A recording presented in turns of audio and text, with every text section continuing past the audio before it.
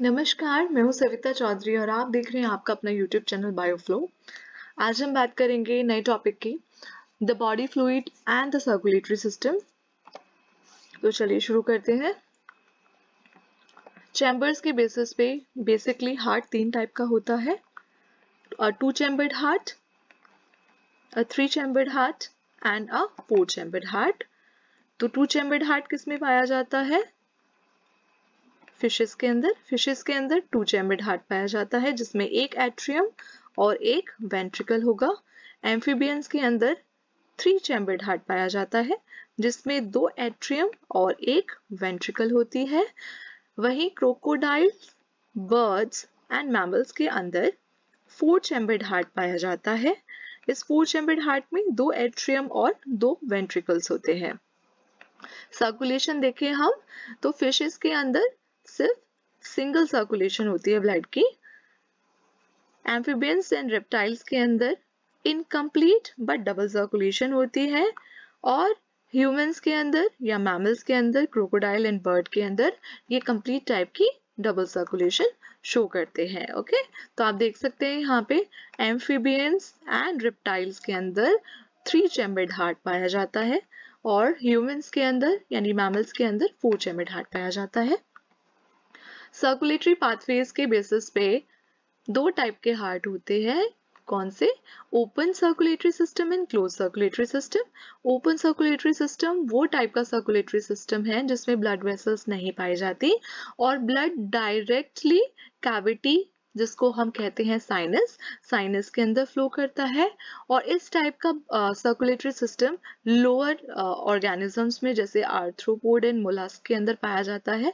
Second type of circulatory pathway है close type का circulatory system. इसमें ब्लड स्पेशलाइज्ड ब्लड वेसल्स के अंदर फ्लो करता है और ये हायर एनिमल्स में पाया जाता है जैसे एनालिड्स एंड कॉर्डेट्स। ओके, अब ह्यूमन हार्ट की बात करें तो ओरिजिन ऑफ बीट के बेसिस पे हार्ट 2 टाइप का होता है। First is neurogenic heart and the second is myogenic heart. Neurogenic heart की अगर हम बात करें तो न्यूरो वर्ड से आपको थोड़ा सा आइडिया लग रहा होगा कि हाँ नर्व्स की बात हुई है। ऐसा हार्ट जहाँ पे हार्ट बीट नर्व्स इम्पल्सेस के थ्रू ओरिजिनेट होती है, ऐसे हार्ट को हम न्यूरोजेनिक कहते हैं। और वहीं मायोजेनिक हार्ट वो हार्ट है जहाँ पे heart beat specialised muscle cells के थ्रू ओरिजिनेट होती है। डिफरेंस अगर देखें दोनों के बीच में न्यूरोजेनिक एंड मायोजेनिक हार्ट के, तो neurogenic heart basically lower invertebrates में पाया जाता है, मायोजेनिक हार्ट वर्टिब्रेट्स में पाया जाता है। न्यूरोजेनिक हार्ट में ओपन टाइप का सर्कुलेटरी सिस्टम होता है। On the other hand myogenic heart में क्लोज सर्कुलेटरी सिस्टम पाया जाता है। यहाँ पे हार्ट की शेप सेक लाइक और ट्यूबुलर होती है। यहाँ 2 to 4 चैम्बर्ड हार्ट पाया जाता है जो हम पीछे पढ़ चुके हैं।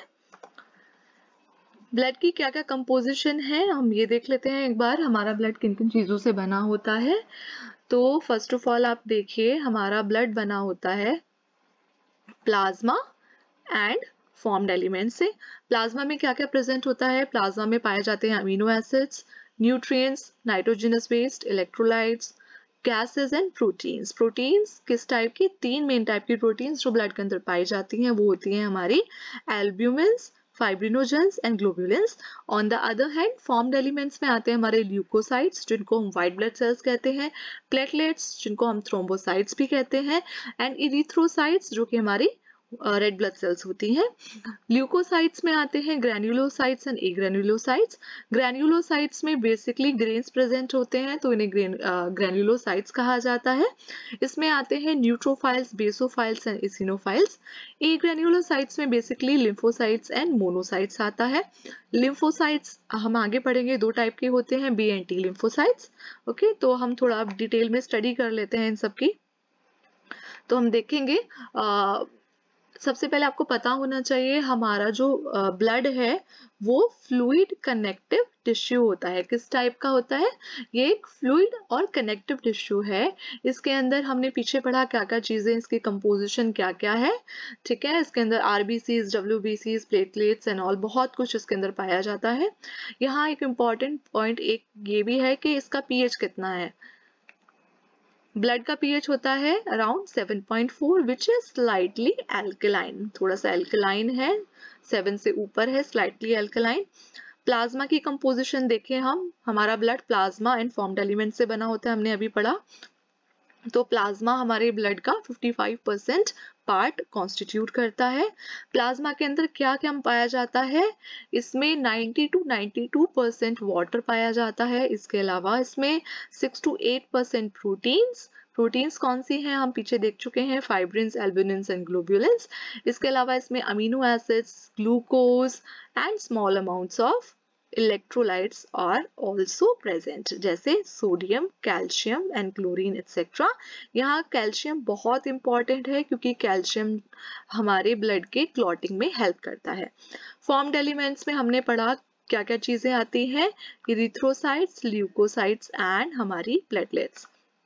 इरिथ्रोसाइट्स की अगर हम बात करें यहाँ पे, तो इरिथ्रोसाइट्स या रेड ब्लड सेल्स हमारे ब्लड में सबसे ज्यादा पाई जाने वाली सेल्स होती हैं।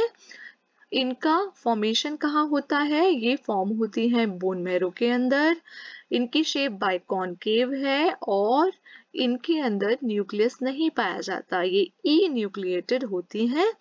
इनका लाइफ स्पान अराउंड 120 डेज होता है, इसके ऊपर भी क्वेश्चंस पूछे जाते हैं।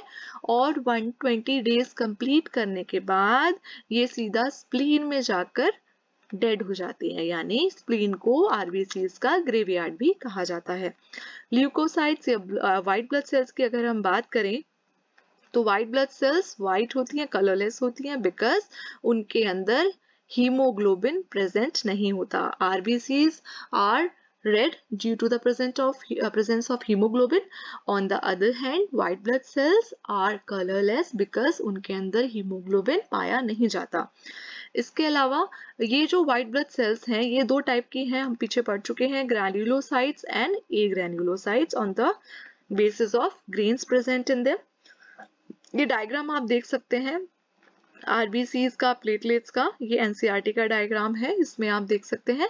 लिम्फोसाइट्स आप यहाँ देखिए दो टाइप के होते हैं, T lymphocytes and B lymphocytes. ये बी एंड टी लिम्फोसाइट्स हमारी बॉडी की फाइटिंग सेल्स होती हैं जो कि डिसीज के अगेंस्ट फाइट करके हमारी बॉडी को बचाती हैं। यहाँ हम देखिए व्हाइट ब्लड सेल्स के बारे में थोड़ा सा, तो व्हाइट ब्लड सेल्स का लाइफ स्पान कितना है? इट्स अराउंड 3 to 4 डेज, यानी व्हाइट ब्लड सेल्स सिर्फ 3 से 4 दिन तक जिंदा रहती है। ग्रैन्युलोसाइट्स में हमने 3 टाइप के सेल्स पढ़े थे, न्यूट्रोफाइल्स, ओसिनोफाइल्स एंड बेसोफाइल्स। इनके बारे में थोड़ा सा जान लेते हैं।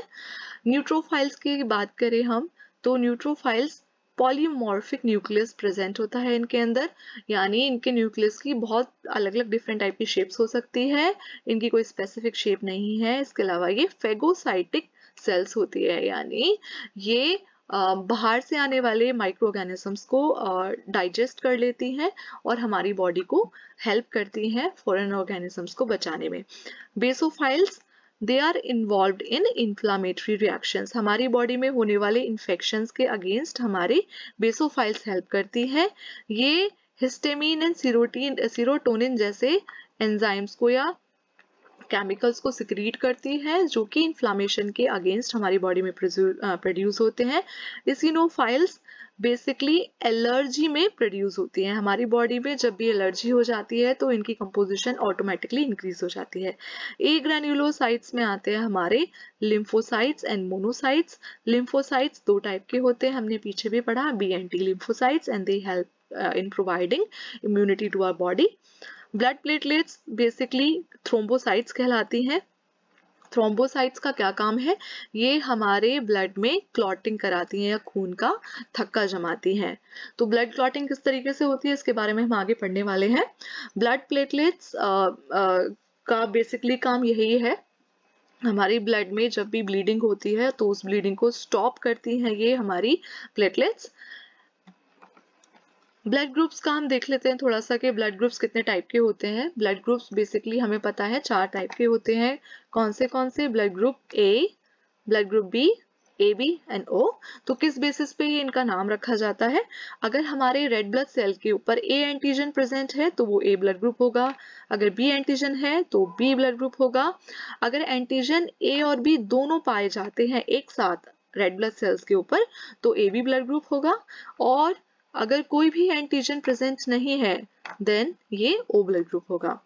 तो यहाँ हम देख लेते हैं थोड़ा सा, ये हम पीछे पढ़ चुके हैं। एंटीजन के बेसिस पे, एंटीजन ए बी इनके बेसिस पे पता चलता है कि हमारा ब्लड ग्रुप क्या है। ओके, तो यहाँ हम देख सकते हैं डोनेशन, कौन किसको डोनेट करता है ब्लड और कौन किससे ब्लड ले सकता है। तो डोनर ब्लड टाइप के बेसिस पे देखें तो ए ब्लड ग्रुप किस किस से ब्लड ले सकता है? ए ब्लड ग्रुप ए वाले से और ओ वाले से ले सकता है। B blood group B and O वाले से ले सकता है। ए बी सभी से ब्लड एक्सेप्ट कर सकता है, इसी वजह से इसको यूनिवर्सल एक्सेप्टर कहा गया है। On the other hand O blood group सिर्फ ओ से ही ब्लड ले सकता है, लेकिन ये डोनेट सबको कर सकता है। ये ए को, बी को और ए बी सबको ब्लड डोनेट कर सकता है, इसलिए इसको यूनिवर्सल डोनर कहा जाता है। फिर एक फैक्टर आता है जिसको हम RH फैक्टर बोलते हैं, RH ग्रुपिंग बोलते हैं। इसके बारे में नॉलेज होना भी बहुत जरूरी है। हमारे ब्लड ग्रुप्स पे आपने यूजुअली सुना होगा कि पॉजिटिव और नेगेटिव का साइन लगाया जाता है, जैसे RH पॉजिटिव और RH नेगेटिव। तो ये RH पॉजिटिव और नेगेटिव किस वजह से होता है? ये होता है RH एंटीजन की वजह से। हमारे ब्लड ग्रुप के ऊपर अगर RH एंटीजन प्रेजेंट है तो हम हो जाएंगे RH पॉजिटिव, और अगर ब्लड पे RH एंटीजन नहीं प्रेजेंट है तो वो RH नेगेटिव ब्लड ग्रुप हो जाता है। यहाँ पे RH नेगेटिव और पॉजिटिव का एक बहुत इंपॉर्टेंट फैक्टर है जो कि इरिथ्रोब्लास्टोसिस फीटालिस कहलाता है।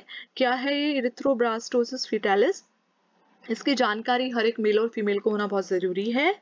ये एक ऐसा स्पेशलाइज्ड मेडिकल केस है जिसमें मदर अगर RH नेगेटिव है और फादर RH पॉजिटिव है, प्लस उनके वोम में प्रेजेंट फीटस या बेबी RH पॉजिटिव है, यानी किसकी तरह है?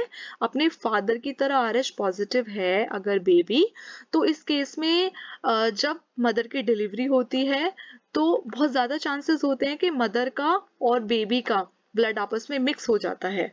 तो मदर यहाँ पे RH नेगेटिव है और बेबी RH पॉजिटिव है, दोनों बिल्कुल ऑपोजिट एंटीजन वाले हैं।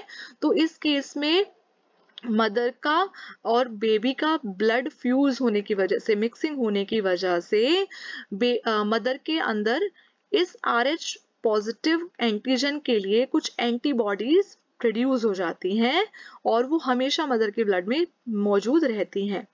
तो सेकंड जब प्रेगनेंसी होगी, सब्सिक्वेंट प्रेगनेंसी होगी, तो उस केस में अगर बेबी अगेन RH पॉजिटिव होगा तो मदर के ब्लड में प्रेजेंट एंटीबॉडीज जो कि RH पॉजिटिव के लिए बनी थी, वो उस बेबी के रेड ब्लड सेल की एग्लूटिशन करा देंगे।